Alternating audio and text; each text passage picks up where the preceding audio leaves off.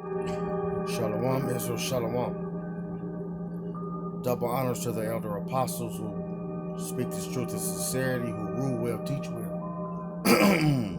I like to say peace and salutations to the Akim spread abroad, spitting this fire that's 100% true, this gospel in its purest form.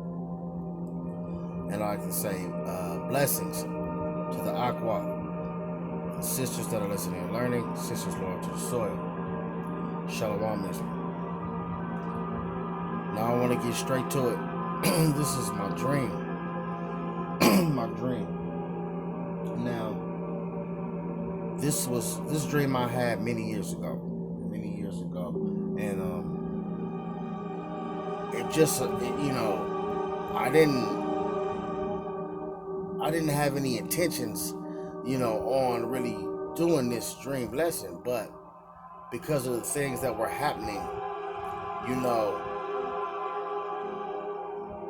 lately, with the uproars of the people, sedition among men, this civil war, this act of violence, you know, the death angel just, moving to and fro. So it feels like that, and then, listening to the, Akim and their testimonies, or listen to the Akim and their lessons, and, just kind of putting this all together, and watching this sifting and this judgment, it brought back, the Lord put the spirit on me to think of my dream. Now, see, I had this dream years ago, a reoccurring dream that happened. I was about 8 years old, and I had it all the way till I was about 27 or 28. So it was a while since I've had it. I haven't had it since then. And like right now, I'm in my 40s, so it was a while since I had it. But, with the time, with the sign of the times, it makes me want to go into it. So what I'm going to do is I'm going to further get into further detail, and tell you, because I don't, this dream, how you have dreams where you can't forget.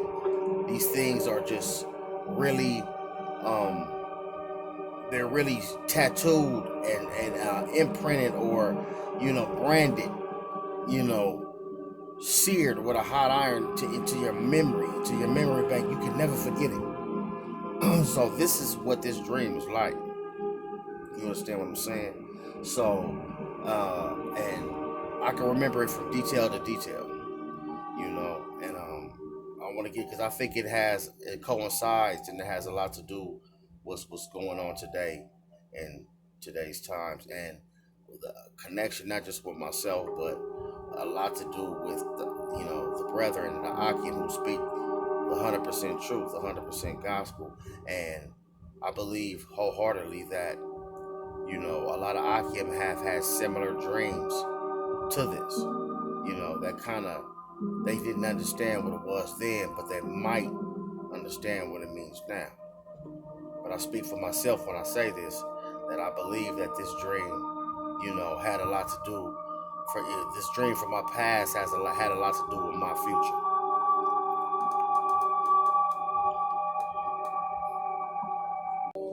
Barakatul Yahweh, Barakatul Yahweh Shai, Barakatul Yahweh, Barakatul Yahweh Shai. Call Haloyimla Yahweh, Bahashem Yahweh Shai, Wa Rahakwadash, Mamanya, Wa Rahakwadash, Laha Takwa, Malapanyaka, Tha Salakanya, Baba Busha, Shamai, Yasharala, Yahweh, Alahayanawa, Yahweh, Ahud, Shemai, Yasharala, Yahweh, Alahayanawa, Yahweh, Ahud, Tuwab, Amen. Now, I would like to start off by saying that, like any other dream, like most dreams, you sleep and you're sleeping good, and it was almost like an astral projection, where I could see myself sleep in my bed. You understand what I'm saying? And I slept on the top bunk. My younger brother slept on the bottom bunk. and just a normal sleep. But I'm watching myself sleep and my youngest brother, and a mist or a haze or smoke starts to come from the ground in our bedroom. So I'm watching this transpire, and as I see this starts to thicken, it starts to become cemetery appeal or look to my bedroom with tombstones on the floor. And I get up in my dream as I'm sleeping in the bed. In my dream, now myself in my dream is getting up, and I'm starting to notice that my room is something else. So now I get up, and I look around, and I just see tombstones everywhere. And now my room isn't, it's a big room, but now it's much bigger. It's now my entire room has turned into a cemetery. You understand what I'm saying?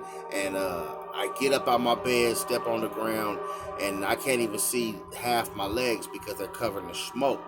You know, like a scary movie when the mist or the haze, the smoke is in a dark, scary place, you know, or a cemetery, or it's dark of night, you know, and you see there's that little mist or smoke in the evening time. That's what it was. I couldn't even see my lower limbs, you know.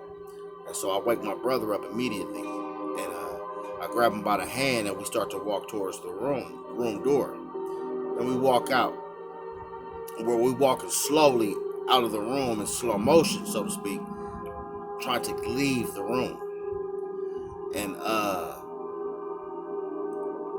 everybody is scared of Freddy Krueger.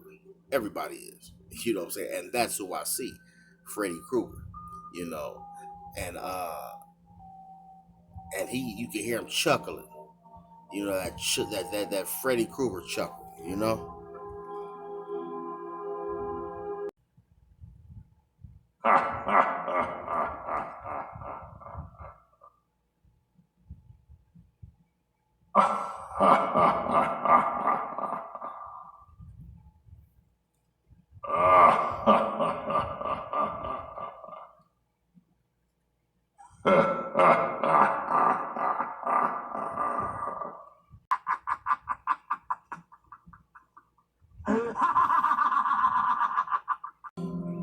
So me and my brother, we break wide. You know, we run as fast as we can, and I'm grabbing him by the hand, and I lift him off the ground. I'm running so fast to get up out of there.